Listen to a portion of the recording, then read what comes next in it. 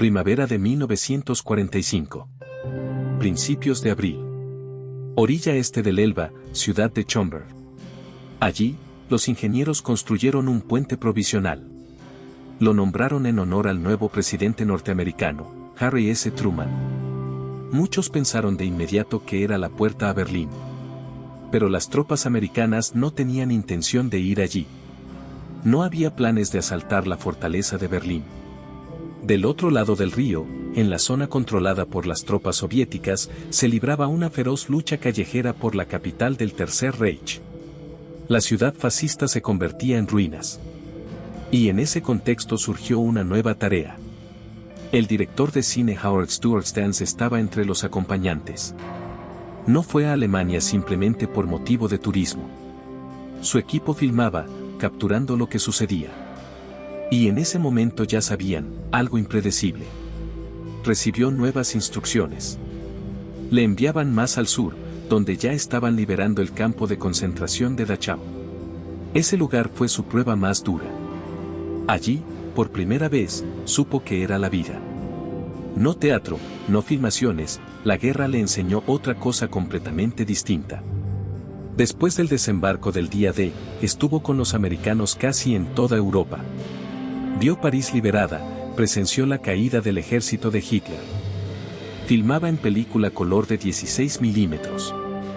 Esas escenas eran como clavos clavados justo en el corazón, reales, conmovedoras. Y él sabía que las imágenes podían dar vida o matar. La maestría del cineasta de Hollywood era evidente. Para el 26 de abril, maldita sea, los tanques estadounidenses avanzaban hacia el este. Los alemanes luchaban con las últimas fuerzas. La tormenta en Nuremberg se intensificaba. Aún nadie decía dónde estaba Adolf Hitler. Podía haberse escapado a su escondite secreto en las Alpes o no.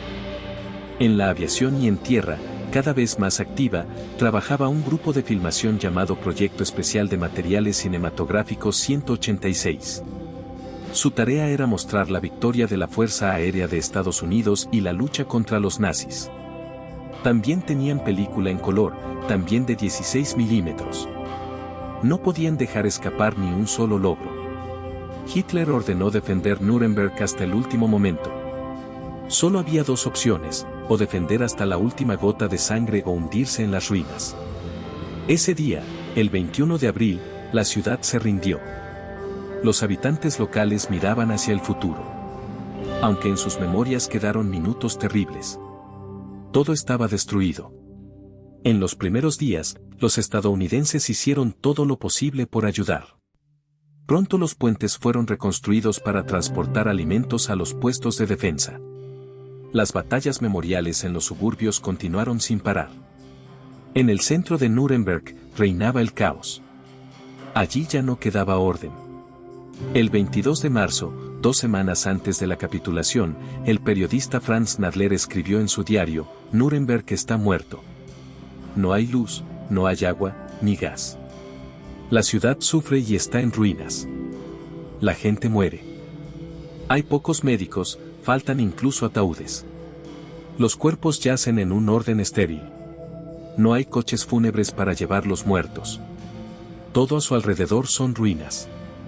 El viento de destrucción levantó tomas aéreas, todo lo que quedaba de la ciudad. Los bombardeos destruyeron aproximadamente el 90% de las construcciones. Esas imágenes parecen recordar que dentro de la ciudad, solo ruinas. En las calles, yacen montañas de ladrillos y cristales. Los combates diarios desgastaron y aplastaron sin piedad. El número de muertos es incalculable. La Gran Guerra dejó su huella, solo queda mirar y recordar. Casi todos los edificios antiguos, que hace poco delineaban el perfil de la ciudad, no resistieron en los últimos meses. Hoy ya se han derrumbado bajo el peso del tiempo y la guerra. Imagínense, 26 de abril de 1945. A la sombra de la antigua muralla de la ciudad, un niño con pantalones cortos se encontraba allí. Como muchos de sus contemporáneos, Friedrich Gerard, de 12 años, encontró algo valioso entre los escombros. Tal vez un trozo de metal, un pedazo de pan o algo que pudiera ayudarlo a él y a sus amigos a sobrevivir un día más. Él y otros 4 chicos posaron frente a la cámara de los militares estadounidenses, como si se aburrieran o intentaran parecer más valientes de lo que realmente eran. Y a su alrededor, el sonido de los soldados estadounidenses marchando por las calles, sus órdenes y órdenes. El micrófono anunciaba las reglas. Una de las primeras era la prohibición de salir en la oscuridad, desde las 6 de la tarde hasta las 7 de la mañana. No es que la gente quisiera pasear, era peligroso. En cualquier momento podían dispararles si hacían una broma, se escondían o intentaban huir. En los periódicos, los estadounidenses escribían claramente, no vinieron a Alemania a acariciar a los asesinos ni a los nazis que los ayudaron. Aquí no los esperaban con mano suave. El castigo podía ser todo, desde la prohibición de contacto hasta disparos reales. Los soldados, por orden, no podían hablar con los alemanes porque todo estaba subordinado a un único objetivo, olvidar rápidamente la amistad, la fraternidad. La población de Nuremberg ya había perdido por completo sus rutinas habituales. La infraestructura parecía un juguete roto, la comida y el agua se convirtieron en los bienes más valiosos. La Cruz Roja colocó un puesto de agua junto a la pared. La gente hacía largas filas, sostenía sus cubos, esperando que llenaran. Hace unos días, en este lugar reinaba el caos, saqueos, objetos dispersos, vitrinas rotas. Todo este barrio, casi una sola tienda de mercado, fue descrito por el escritor alemán Franz Nadol en sus diarios. Quienes aún tenían algo, aunque fuera una pequeña herida, se consideraban afortunados. Hace poco, ese mismo piloto estadounidense, que ahora filma con su cámara, combatía aquí contra los alemanes. Él también fue enemigo, hasta entonces. Y de repente, lo están filmando, observando los escombros de la ciudad, las ruinas. Las cámaras de la Operación Especial Estadounidense número 1, considerada una de las más secretas, capturaron vistas de la ciudad imperial destruida hace tiempo. Debido a los bombardeos del siglo XIV, la famosa fuente fue simplemente enterrada bajo ladrillos. El 21 de abril de 1945, los estadounidenses dieron un ultimátum al líder, conocido en esos días como Gauleiter. Pero este fanático nazi no quería rendirse. Entonces respondió brevemente, no. Y comenzó la masacre. Las calles, casas, palacios, todo se convirtió en un teatro sangriento. Finalmente, el líder del distrito fue hallado muerto, justo en ese momento. En 5 días de combates callejeros en Nuremberg, casi 400 militares y miembros de la policía murieron. No menos de 371 civiles. La escena de horror que alguien grabó en película quedó en la memoria de los testigos. En sótanos y búnkeres, la gente se sentaba sobre montones de fragmentos, escondida bajo techos bajos o en pozos oscuros. Figuras pálidas, débiles, pasivas. No resistían. La mirada de ellos estaba concentrada en los heridos que yacían en camillas. La gente miraba hacia la luz, llena de agotamiento. Y mientras todo esto sucedía, alguien invisible hacía la pregunta, ¿qué sigue? El tiempo pasaba. Y de repente, en las calles apareció la sensación de que hay que vivir. Aunque esté quemado, aunque esté destruido. La guerra cambia a las personas. Muchos comprendieron que no se puede recuperar el pasado. Pero es extraño, los vencedores no olvidaban tan fácilmente el papel que jugó Nuremberg en su destino. El 18 de abril de 1945, la aviación estadounidense volvió a grabar aquí algo importante, el antiguo lugar de los congresos nazis. Donde hace poco aún resonaban discursos llenos de odio y miedo, ahora las reuniones de Hitler, a la luz de motivos de jazz, se llenaban de música y baile.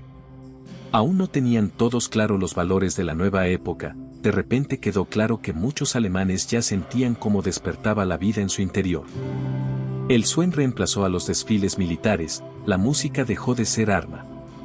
El tiempo avanzaba. ¿Y qué sigue? Se crea una nueva escena. La horrorosa memoria del pasado no se ha olvidado todavía tan rápidamente. Y, sin embargo, en el interior el mundo se calienta. Los días de marzo del año 25. Es un tiempo en el que la guerra está casi en su final, pero todavía llena de destrucción y dolor. Imaginen cómo, en medio de carreteras rotas y aldeas abandonadas, se mueven exploradores que filman una historia para películas especiales. Aquí no solo estaban tomando fotos, estaban registrando una historia que pronto se rendirá de rodillas. En abril de 1945, una cámara acompañada por el equipo del Proyecto Especial 186, junto con una unidad de reconocimiento, se adentran en la región de Francounie. ¿Qué buscan estos soldados? No solo hermosos paisajes o pintorescos pueblos. No. Necesitan encontrar un lugar para un nuevo aeródromo para la Fuerza Aérea estadounidense. Todo lo que quedó de la antigua base alemana fue borrado por el fuego y el tiempo. En la cámara LED la destrucción, las ruinas y el fuego, incendiado de nuevo. Ese efecto, para que las fotos sean más impactantes. Parece que incluso las ruinas se aferraban al fuego como a la última oportunidad para hacer la escena más dramática. ¿Fue realmente importante esto? ¿O solo un intento de dejar un recuerdo vívido de los últimos días de la guerra? No se sabe. Quizá, el lugar elegido para el aeródromo. O tal vez no. Pero donde quiera que entren los exploradores, en esa zona todavía se perciben rastros de combates recientes. Miren ese pequeño pueblo. Aquí se vislumbran destrucciones. La pared de un tanque, que protegió uno de los pueblos, ya fue retirada. Sobre las ruinas ondea una bandera blanca, símbolo de capitulación. Y junto a ella, un joven soldado interroga a un civil. Estas escenas nos rodean con toda la dureza de la última guerra. Tantos ancianos y niños tuvieron que defender sus hogares cuando apenas quedaban fuerzas armadas vivas. Como si en ellos confiara la resistencia residual. Y todo esto, como un último grito desesperado. Incluso el mando de las SS, después de todo, todavía tenían su posición en las primeras décadas de abril. Aquí llega el reconocimiento, comprendían que ya no podían seguir resistiendo. Y el ejército estadounidense era más fuerte que ellos. La guerra ya estaba ganada. Su agotamiento no son solo palabras. Hablan claramente, como si chocaran contra un muro, como si fuera imposible atravesarlo. Y así era. En ese contexto, incluso en los campos de prisioneros, había caos y malas condiciones. Muchos prisioneros permanecían sin techo, campamentos al aire libre. La celda no podía pasar desapercibida. ¿Quiénes eran esas personas? En ropa civil, no militares. Quizás simplemente sospechosos o vinculados a los nazis. Los veteranos de guerra son parte de su destino. ¿O simplemente partidarios del régimen? La cuestión era si tenían miedo a los estadounidenses o temían a los partisanos, que podrían esconderse en lugares públicos. ¿Y qué hacer con los prisioneros según las reglas? Según la Convención de La Haya, había que mantenerlos en determinadas condiciones. Tenían derecho a escribir cartas a sus familiares, así estaba establecido. Pero, al caer en un país destruido, ¿cuántas cartas podían llegar realmente? Muchas familias ni siquiera sabían si su esposo, padre o hermano seguía vivo. Las cartas se perdían, la comunicación desaparecía. La gente no sabía si sus seres queridos habían sobrevivido después de toda esa terrible separación. Solo meses después, y sin claridad, empezaron a llegar algunas noticias escasas. La próxima semana, la misma película con el mismo equipo llegará a la ciudad de Plauen. Aquí comienza una historia especial. Esa ciudad fue el centro de las SA, las primeras. Ahí se creó casi la primera organización juvenil, dispuesta a hacer cualquier sacrificio por el Führer. Los jóvenes alemanes crecían en una atmósfera de odio y espíritu militar fanático. En las escuelas y clubes, en las calles y casas, se propagaba y educaba en el estilo "tú eres el futuro defensor del imperio". ¿Esa propaganda solo pasaba a través de las palabras? No. Era algo que penetraba en cada aspecto de sus vidas. Más de 2.430 personas murieron en los bombardeos de esa ciudad, y las ruinas conservan su memoria. Más del 80% del centro quedó en ruinas. Toda esta guerra no es solo batallas y explosiones, sino también una trauma para una generación que ya no se puede recuperar. Cuando la guerra llegó a su fin, la vida destruida y abandonada empezó a volver poco a poco a la vida.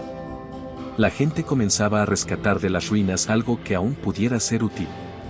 Algunos recogían fragmentos, otros desmontaban los restos carbonizados de las casas y otros simplemente se quedaban mirando las calles parcialmente destruidas.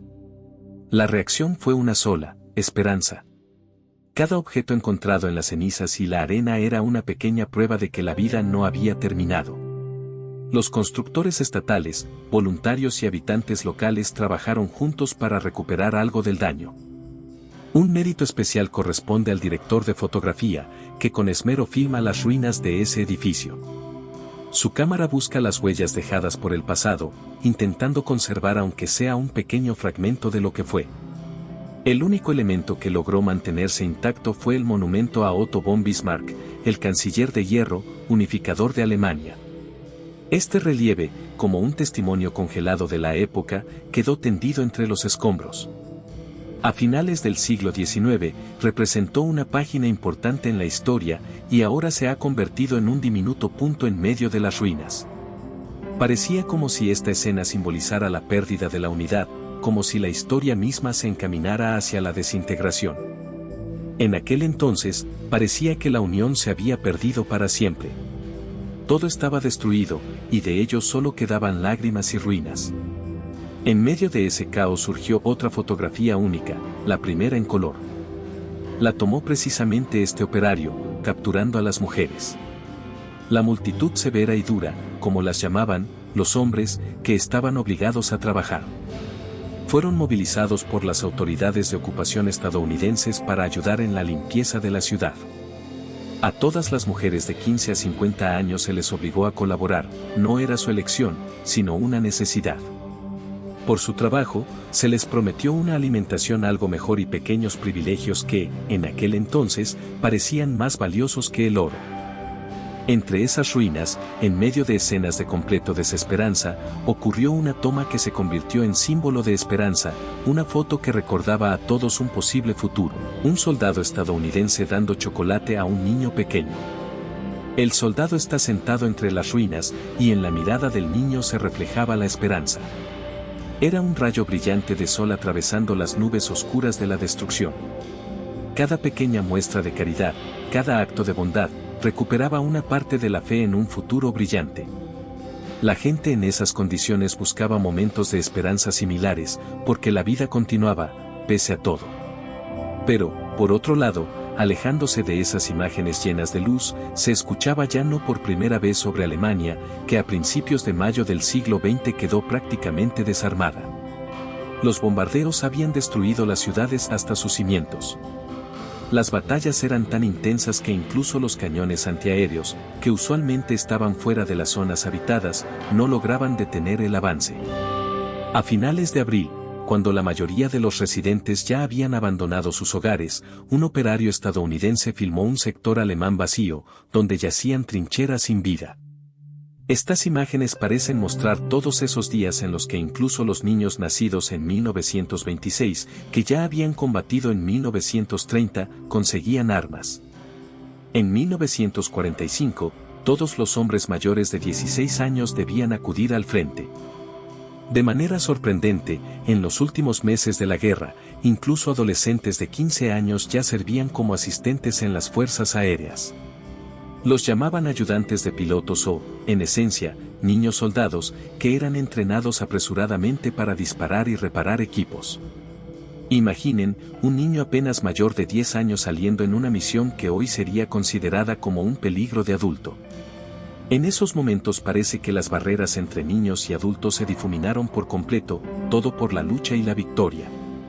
El 30 de abril de 1945, una fecha que quedaría grabada en la historia para siempre.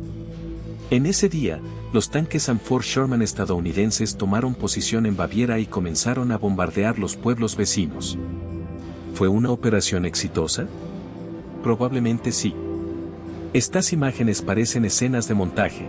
Claramente, los bombardeos mostrados probablemente fueron simulados para el operador. Para el momento en que comenzó la filmación, la resistencia era mínima. Cada edificio que de repente se incendiaba probablemente se utilizó como campo de entrenamiento. Nadie opuso una resistencia seria. Los enemigos abandonaron la ciudad, y estas escenas parecían más de una película. Ese mismo día, 30 de abril, llegó la noticia del paso final de la guerra. En el sótano del Reichskanzlei, donde se escondía Adolf Hitler, empezó la última escena. Su última orden fue nombrar al vicepresidente del Reich, Karl Dönitz, como jefe del Estado y comandante en jefe. Pero nadie sabía que Hitler ya estaba muerto. Él y su esposa, Ido Braun, se suicidaron ese día en el búnker debajo del edificio. Dentro, en la oscuridad, se escondían las últimas esperanzas, esperando un rescate que ya no llegaba. Dönitz envió un telegrama a Hitler, expresando lealtad. Las palabras eran simples, pero importantes: mi Führer, mi lealtad a usted es incondicional. Como si toda esta catástrofe fuera parte de un único guión. Mientras tanto, los tanques estadounidenses avanzaban lentamente por terrenos difíciles. Su objetivo era la llamada Fortaleza de los Alpes, donde podrían haberse refugiado los restos del mando alemán en las montañas. El general Eisenhower seguía temiendo que los enemigos se escondieran allí mismo. Tener control sobre esta zona podría prolongar la lucha por años. Temían que si los alemanes lograban consolidarse en las montañas, podrían seguir combatiendo como partisanos durante mucho tiempo. Y eso significaría batallas interminables, operaciones sangrientas y millones de vidas en riesgo de perderlo todo definitivamente. El 24 de abril, a 6 días de la muerte de Hitler, el general Omar Bradley informó sobre la situación. En esas palabras se percibe ansiedad. Parecía que la guerra ya se había decidido al final. Los enemigos en las montañas, las esperanzas de una victoria rápida ya casi se apagaban. Todo se acercaba a su fin. Parecía predecible, pero en ese momento se entendía que el final aún no llegaba. Cuando el comandante se dirigió a la delegación de Washington, sus palabras dejaron huella. Dijo que la guerra contra Alemania aún podría durar un año entero. Mientras las tropas británicas y soviéticas luchaban por cada calle de Berlín, los soldados estadounidenses estaban ocupados en cosas completamente diferentes. No asaltaban ciudades ni se atascaban en sangrientos combates callejeros. En cambio, los enviaron a las montañas, por caminos estrechos, atravesando pueblecitos. Allí, la tierra no era apta para vehículos pesados.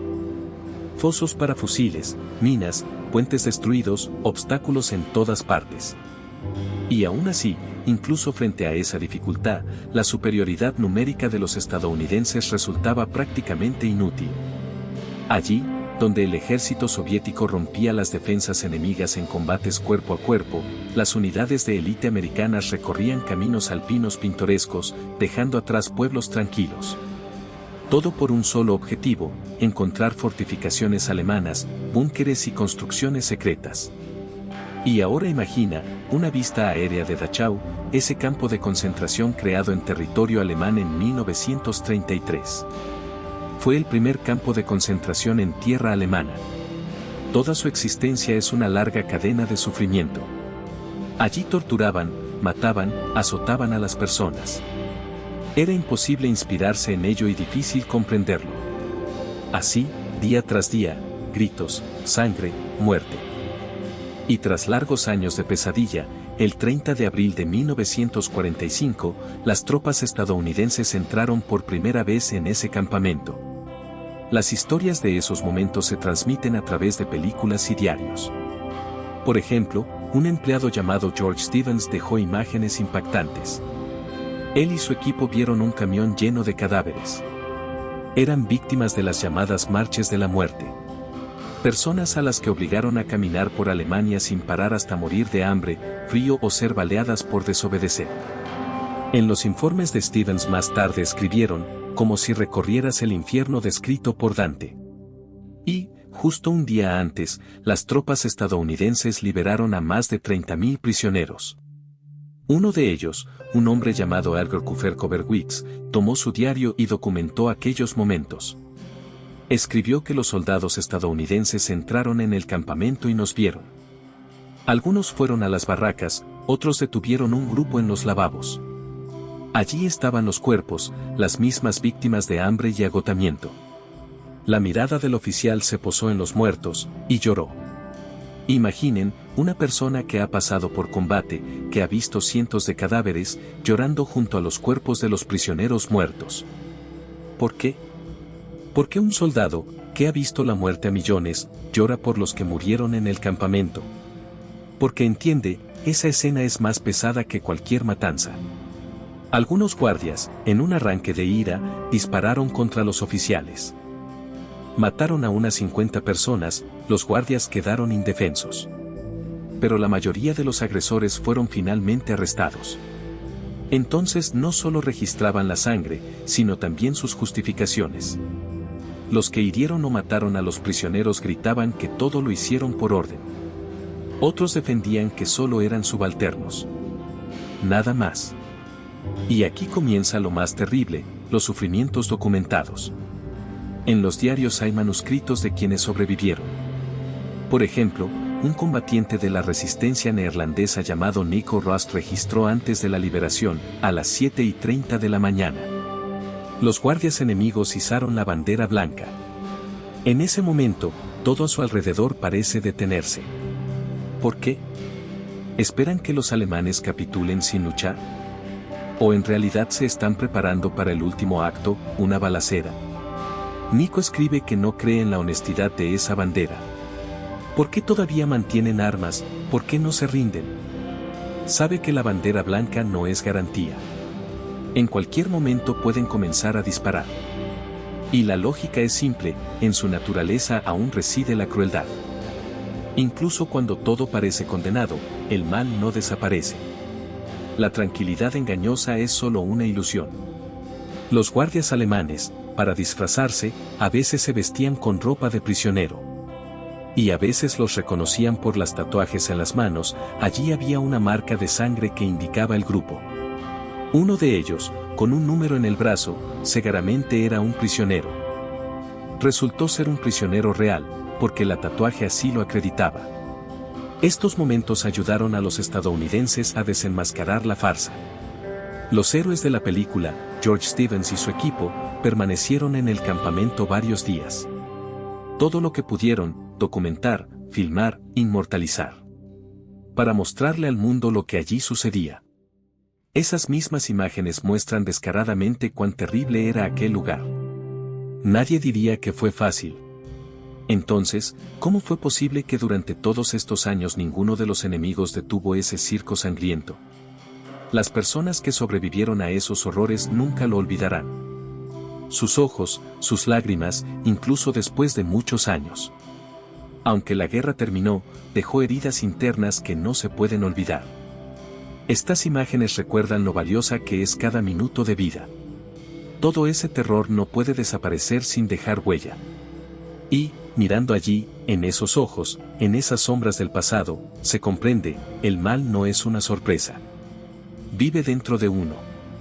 Y a veces, en el momento más inoportuno, se despierta y vuelve a comenzar.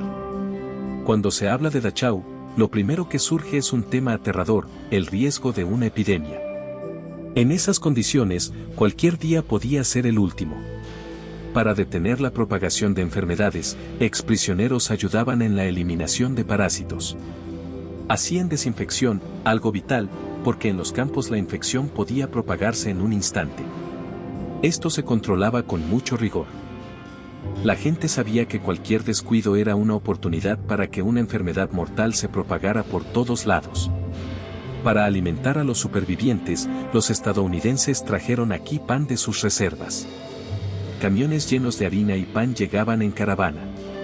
En sus manos estaban recursos valiosos, comida que provenía de los almacenes del ejército. E incluso después de la liberación, muchos prisioneros no lograron recuperarse. Su estado era terrible. Los cuerpos se debilitaban, la inmunidad caía. Ni siquiera la ayuda con pan siempre podía salvarlos. Dentro de las paredes de ese campo aún morían por las secuelas del agotamiento. Martha Gellhorn, reconocida periodista estadounidense, llegó aquí en el apogeo de los acontecimientos. Era mayo del 2005, del 8 de mayo. Ese día, un médico polaco, uno de los prisioneros, se acercó a ella y dijo en pocas palabras, Alemania se rindió sin condiciones. Con esas palabras, todo quedó dicho. Los habitantes locales, periodistas y soldados no podían creerlo por mucho tiempo. Después de todo, solo hacía 3 días todavía era difícil de aceptar. Hellorn, sentada en aquella misma sala nerviosa, en aquella maldita celda del gueto, de repente sintió que todo se detenía. Dentro de ella surgió una sensación de que ya no quedaba nada. Como si ese lugar, todo el sufrimiento y la muerte, fuera un punto después del cual debía comenzar otra cosa. En ese momento, parecía que en ese lugar, lleno de dolor y estruendo, se escuchaba la victoria. Aquí, todo lo cruel y espantoso debía desaparecer. No en vano, precisamente aquí, en medio del horror, se llevaban las últimas esperanzas de liberación. Al volar en avión sobre Múnich, entiendes, la historia de esa ciudad no transcurre solo a través de la memoria de la masacre. La vista hacia abajo, como en una película donde se inmortaliza toda la gravedad de los eventos pasados. Vuelas y ves barrios destruidos, edificios en ruinas y ventanas fundidas. Todo Múnich es un campo de batalla. El 7 de abril de 1945 es el último día del régimen nazi en esta ciudad. Aquella noche, Adolf Hitler se suicidó en su búnker en Berlín. Las tropas americanas entraron en la ciudad sin resistencia. Pocos se opusieron, los vencieron el cansancio, el miedo o la desesperanza. La mayoría simplemente se rindió. Los bombardeos destruyeron el centro de Múnich. Los rascacielos ardieron, las calles llenas de vidrios rotos y escombros de edificios. Las escenas, las que los fotógrafos lograron capturar, testimonian la magnitud de la catástrofe. Lo que más sorprendía no era la condición de vida, sino como antes todo en esta ciudad parecía estar vinculado a la política. Antes de la guerra, aquí se celebraban desfiles grandiosos, miles de personas se reunían en Königsplatz. Alrededor del viejo Führerbau, los edificios donde alguna vez los líderes nazis tenían sus negocios, se tendieron redes de camuflaje. Aunque se hubiera dispuesto de que la resistencia cesara, los fortines nazi y los símbolos permanecían. El Palacio del Príncipe Carlos, que hasta 1933 fue la residencia oficial de los presidentes bavareses, ahora yacía vacío, como si lo hubieran olvidado. Los que todavía resistían llamaban eso la escoria, intentaban idear cualquier forma de luchar contra la ocupación. Pero, en general, la gente finalmente comprendió que no había más chances. A un lado, el Palacio de Justicia. Allí, en 1944, se condenó a muerte a los participantes de la Rose Blanc. Estos jóvenes, encabezados por Hans Scholl y su hermana Sofía, estaban elaborando panfletos. Llamaban a rechazar el régimen, enseñaban a la gente. Su destino se convirtió en símbolo de esa lucha. Un puente hacia la memoria que nadie quería olvidar. La Casa de Arte, otro lugar importante, sigue rodeada por una red de camuflaje.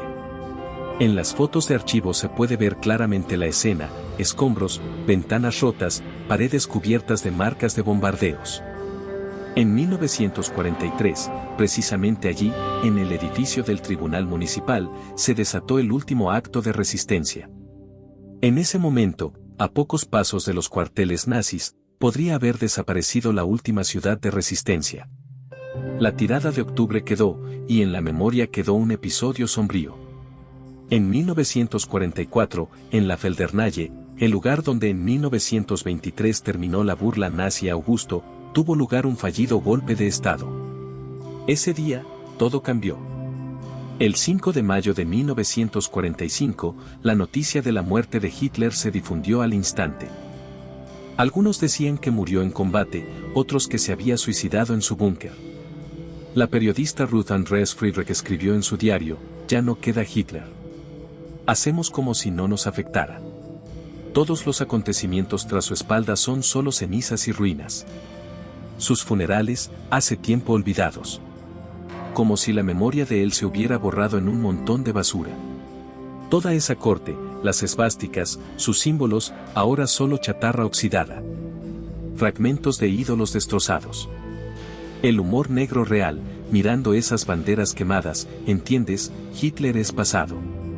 Y todos esos eslóganes, son solo ruido vacío. ¿Alguien pensó en serio que eso era algo grandioso? Ahora, todo eso ya no es más que basura, esparcida por los márgenes de la ciudad. En las calles desoladas, en las ruinas y en los escombros solo quedó la memoria.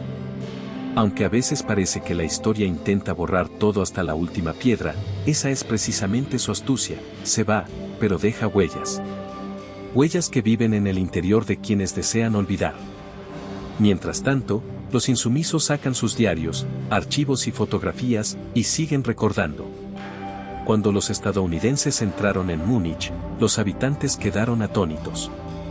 Robos, calles destrozadas, escaparates vacíos por doquier. El cardenal de Múnich, Michael Faulcabar, intentó conseguir condiciones mínimas para sus súbditos. Incluso pidió ayuda a las autoridades de la ciudad para restablecer el orden. Pero los saqueos continuaron casi a diario, las calles parecían el campo de batalla. Las palabras sobre paz les resultaban difíciles, pues la gente, en el fondo, se alegraba de que la guerra finalmente hubiera terminado. Su corazón se llenaba de alivio, pero muchas cosas tuvieron que ser reconstruidas tras la destrucción. Solo sobrevivió la fachada del legendario Hofbräuhaus. Quienes alguna vez estuvieron en Múnich lo reconocen como símbolo de la cultura alemana. En ese mismo lugar, Adolf Hitler empezó su camino como orador. Antes, era la Gestapo con su sala, donde hablaba ante multitudes. Y en 1923, ese famoso local cervecero se convirtió en el escenario de sus primeros discursos contundentes. En noviembre de 1923, en esas paredes proclamó la revolución que, más tarde, sería conocida como la social nazi. Ahora, en ese sitio, operaba el ejército estadounidense, que usaba la sala como comedor. El día en que en los alrededores de Múnich se filmaban tomas documentales, el creador del proyecto especial 686, Howard Stewart, filmaba en las calles de la ciudad. Al mismo tiempo, llegó aquí el famoso director George Stans. Mientras tanto, en Múnich continuaban trabajando los servicios locales. En el edificio del Maximilianeum se encontraba un hospital para los heridos. Un año después, en 1949, ese mismo edificio alojó al Parlamento Democrático de Baviera. El estatus de ese lugar se convirtió en símbolo de un nuevo comienzo. No olvidaban a los valientes médicos y voluntarios que luchaban por las vidas de los heridos y enfermos. Y el equipo de Stewart, agotado por el estrés y la tensión de las últimas semanas, buscaba la manera de descansar. Era perseguido por las escenas insoportables del horror en Dachau, la prisión donde se aniquilaba a rehenes y prisioneros. Stewart vio todo con sus propios ojos y alegróse del cambio de escenario. En las calles de la ciudad ya hacía bastante sol, incluso quienes apenas unas semanas antes luchaban por sus vidas en un campo de concentración al norte, ya tomaban el sol junto al río Isar. La vista del operador se llenó de una idea inesperada, que rápidamente todo había cambiado. En lugar de cadenas y ejecuciones sin fin, ahora había una pacífica tranquilidad. Junto con su equipo, visitó los llamados lugares sagrados del régimen nazi.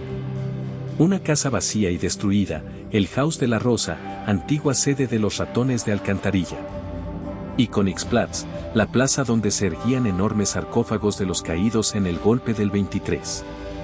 Stuart ni siquiera sospechaba que uno de los participantes en el intento de matar a Hitler, Jorge Elser, quien en octubre de 1939 fue ejecutado poco antes de la liberación de Dachau, estaba parcialmente relacionado con ese lugar. Elser había planeado en el pasado hacer explotar la unidad, y ahora ya no había vuelta atrás. Desde Múnich, las cámaras de las Fuerzas Aéreas de Estados Unidos se dirigieron hacia el sur. A lo largo de las autopistas de Hitler. Cerca de Augsburgo, uno de los operadores notó aviones extraños. Parecían sacados de las páginas de una película de ciencia ficción. Cazas armados de 1946, el primer avión a reacción en la historia. Se dice que en ese momento era el avión más rápido del mundo. Por supuesto, tenía un aspecto inusual, como si fuera del futuro. Los motores estaban retirados, el fuselaje parecía delgado y aerodinámico. En el camino, notaron que los motores habían desaparecido. Es probable que las unidades especiales estadounidenses los hayan guardado en un lugar seguro para enviarlos luego a Estados Unidos y estudiarlos allí.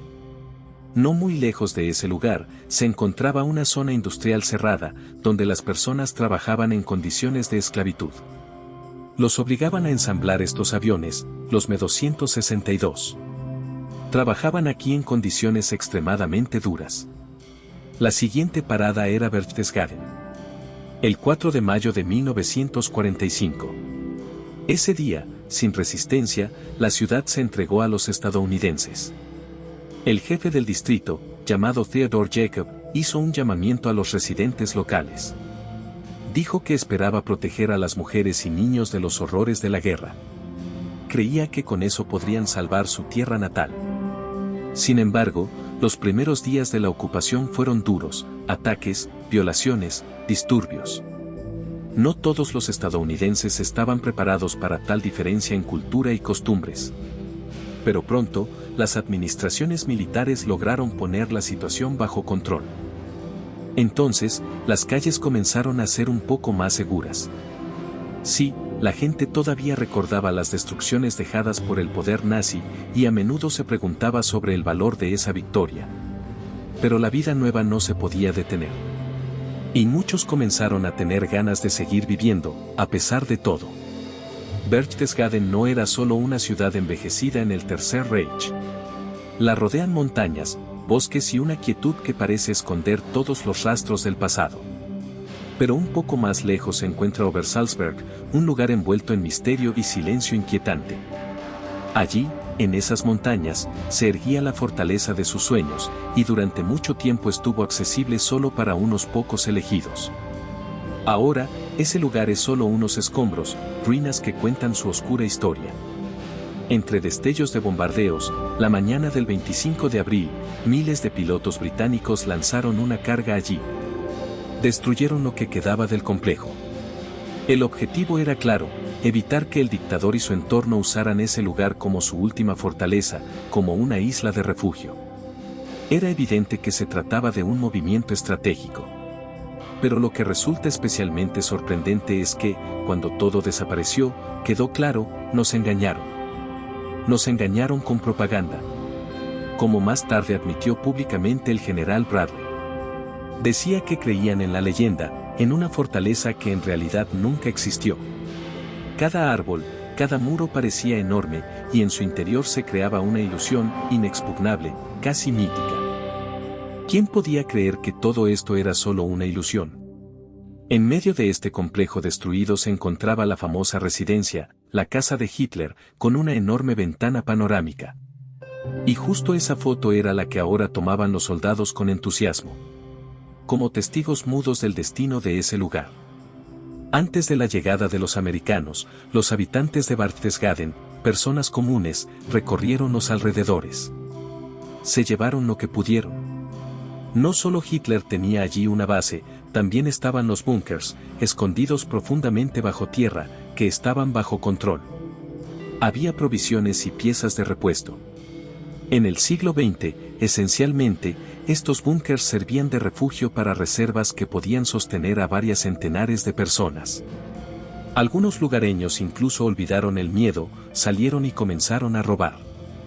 Algunos sacaban harina y conservas de los escondites, otros rompían los escombros para obtener objetos de valor o simplemente para quedarse con un pedazo de riqueza. Esto no podía ser controlado. Y también, un poco antes, en 1939, se construyó una carretera especial a través de las montañas para Hitler. Él quería llegar a la cima y construir allí su mansión. Y la montaña todavía está cubierta de nieve. Las cámaras no pudieron subir tan alto como para filmar la cima desde todos los lados. Y, sorprendentemente, el equipo de filmación decidió mostrar a los habitantes locales su vida cotidiana, el pueblo alrededor. Así, el espectador obtiene una sensación viva, no solo de la persona famosa, sino también de cómo vive una aldea alemana común, escondida en las montañas. Pero no solo Hitler habitó esas tierras. También vivieron otras figuras influyentes de esa época. Los señores del nacionalsocialismo tenían sus mansiones, palacios y villas. Todo parecía a medida: maderas caras, paredes decoradas con retratos, estatuas. Y cerca de Berchtesgaden encontraron un camión de carga abandonado, que yacía entre las montañas. Estaba lleno de artefactos, esculturas, cuadros, tapices. Todo ello pertenecía a Hermann Göring. Según esta versión, él era la segunda figura en el régimen, recolectaba obras de arte de toda Europa. Esas obras maestras las guardaba en su mansión cerca de Berlín. Y cuando se aproximaba el ejército soviético, Mariscal Göring empacó de forma orgánica las cosas más valiosas y las envió al sur, en esperanza de protegerlas. Pero ocurrió un quiebre. El 23 de abril, Göring fue destituido de todos sus cargos. Hitler ordenó su arresto. Posteriormente, todas sus propiedades robadas fueron devueltas a sus legítimos dueños. Aquí hay muchas palabras sobre cuadros valiosos, muebles y esculturas. Pero lo que se roba no siempre se vuelve para siempre suyo. En este momento se puede ver, incluso en los niveles más altos del poder pueden suceder trampas y traiciones. Pasando a otra parte de la historia, el 5 de mayo de 1945, el equipo de un proyecto especial sobre películas llegó a Linz, una ciudad que se convirtió para Alemania y Austria en otro punto de derrota definitiva. Una ciudad por la que pasaron miles de soldados, sin fuerza, sin esperanza. Aquí la cámara capta a los alemanes, como están sentados en cautiverio junto a monumentos históricos. Sus rostros parecen estar esculpidos por el destino, y su suerte es el resultado de 6 años siguiendo a Hitler y sus ideas. Toda la escena es tranquila, juvenil, con una sensación de fin de época. En la ciudad ha desaparecido el poder y también la ideología. Todo ha desaparecido como si nunca hubiera existido. Solo quedó la memoria, como una sombra que aún nos acompaña. Linz es un lugar especial para el líder nazi. En esta ciudad estudiaba, allí escuchó por primera vez la música de Wagner, que se convirtió en parte de sus vibraciones internas. Además, allí descansaba la tumba de su madre.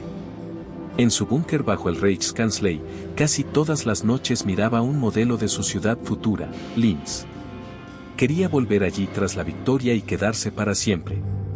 Y lo que es especialmente interesante es que todos sus sueños personales, ser un gran político, cambiar la historia, estaban relacionados exactamente con esa ciudad. Cada decisión, cada movimiento, estaban impregnados de pensamientos sobre Linz. Y así, en el último día, cuando todo colapsó, él siguió creyendo en sus planes. En su cabeza había muchos mapas y proyectos. Estaba seguro, algún día, todo aquí cambiará. Por ahora, miraba cómo sus sueños se convertían en ruinas. En mayo de 1945, nadie en Linz quería escuchar nada parecido. La gente no pensaba en política ni en excusas. Todo lo que realmente les preocupaba era quién estaba en el poder ahora. Los libros, carteles, conversaciones, todos solo hablaban de eso.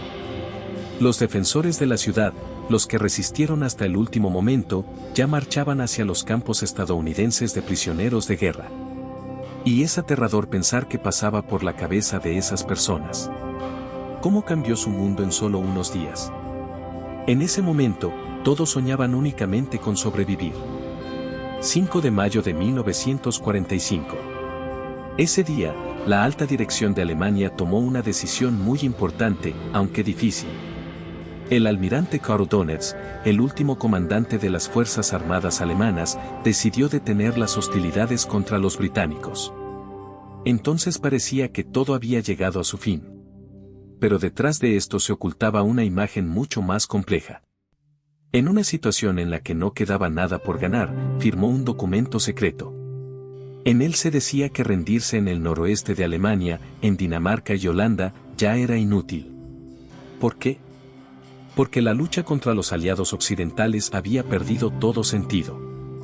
En ese momento, la mayoría de los comandantes y soldados aún confiaban en algo. En sus corazones seguía habiendo esperanza. Quedaban fuerzas para continuar la lucha contra el este. Allí donde latía el corazón del país. Creían que era la única forma de proteger a Alemania. De salvarla de los bolcheviques, de no dejar que cayera en sus garras. Como si todo dependiera únicamente del valor y la dignidad. Los soldados se aferraban a su honor, a la pureza de sus acciones. Se mantenían como podían, porque 6 años de guerra habían pasado en un suspiro. Año tras año mostraban un carácter hostil y orgulloso. ¿En qué era especial esto? Nadie habló de los terribles crímenes que habían cometido sus camaradas. No se mencionaron las atrocidades. En su mundo, se creía que todo esto era una historia ajena. Pensaban que así protegían la memoria y el honor. Esa indiferencia es la característica principal de aquella época. El intento de olvidar no cambia nada. La misma actitud prevalecía entre la mayoría de los soldados alemanes. En sus diarios escribían: el 5 de mayo, pocas horas antes de la capitulación, uno de ellos anotó. Escribió que ya escuchaba sobre la tregua en Occidente. Todo se acerca al fin. ¿Qué malas noticias se están difundiendo ahora?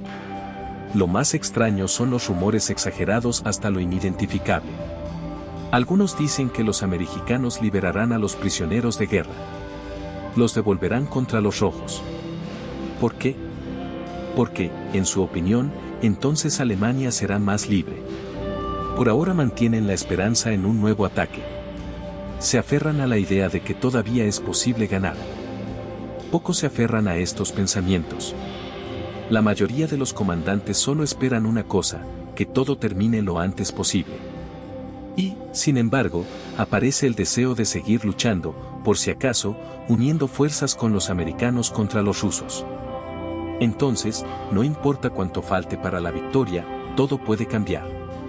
Los alemanes están al borde. Minutos, horas, incluso un poco de tiempo, todo es una ilusión. Desde Linz pasan columnas de prisioneros. La mayoría de ellos son rusos. Precisamente, el caos en Oriente fue la última gota para ellos. La fuerza militar de Blasov, el ejército ruso de liberación, cerca de 100.000 hombres.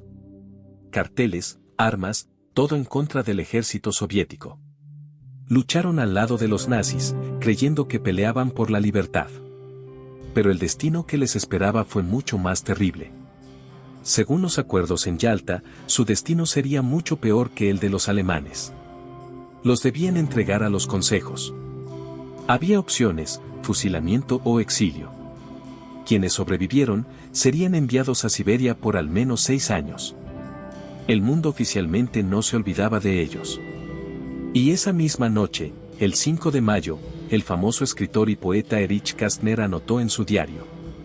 Sus palabras aún resuenan como una campana de advertencia: la depresión se convierte en irritación. Todos se culpan unos a otros, todos buscan culpables. Y, en ese proceso, también se consideran responsables. Ellos mismos parecen excluirse de esta cadena. ¿Por qué sucede esto? Él hace una pregunta que inquieta a todos. ¿Por qué las personas están tan irritadas? Resulta que todo lo que está ocurriendo los sorprende. Pensaban que todo ya estaba claramente definido. Que la mentira no duraría mucho. Pero estaban equivocados. Muchos cayeron en la mentira. Creyeron en una retórica falsa, en que los enemigos no podrían vencer. Dentro, sienten resentimiento. Algunos pensaban que todo había sido justo. Pero ahora todo parece una mentira. Por supuesto, la mayoría finge. Y esa es su astucia. Juegan a que nada ha pasado, que todo sigue igual. Pero por dentro saben que nadie quiere admitirlo. Nadie quiere parecer malo. Hacerse el tonto es más fácil que admitir que eres un criminal. En ese momento, cada vez parece más que la gente son niños enredados, que temen aceptar sus errores. Nunca dirán directamente: soy culpable. Es mejor hacer como si de repente todo hubiera cambiado. Pero la verdad es que nadie confiaba en la honestidad de la situación. Todos pretendían no haber visto que estaban jugando en la cuerda floja. ¿Qué más? No está claro. Este caos interior es el resultado de una larga guerra. El tiempo ha demostrado que incluso los años más heroicos dejan heridas profundas. Hoy en día, miles de personas viven con esas heridas. Al rememorar aquellos acontecimientos, se entiende que las guerras no terminaron solo en papel. Continúan en corazones y mentes. Solo la historia sabe qué ocurrió después. Pero ayuda a comprender que, en tales circunstancias, es fácil perderse a uno mismo. Recordar significa estudiar el dolor que vive dentro de cada uno. Y quizás, a partir de este infierno, alguien pueda salir. O no. No siempre hay salida.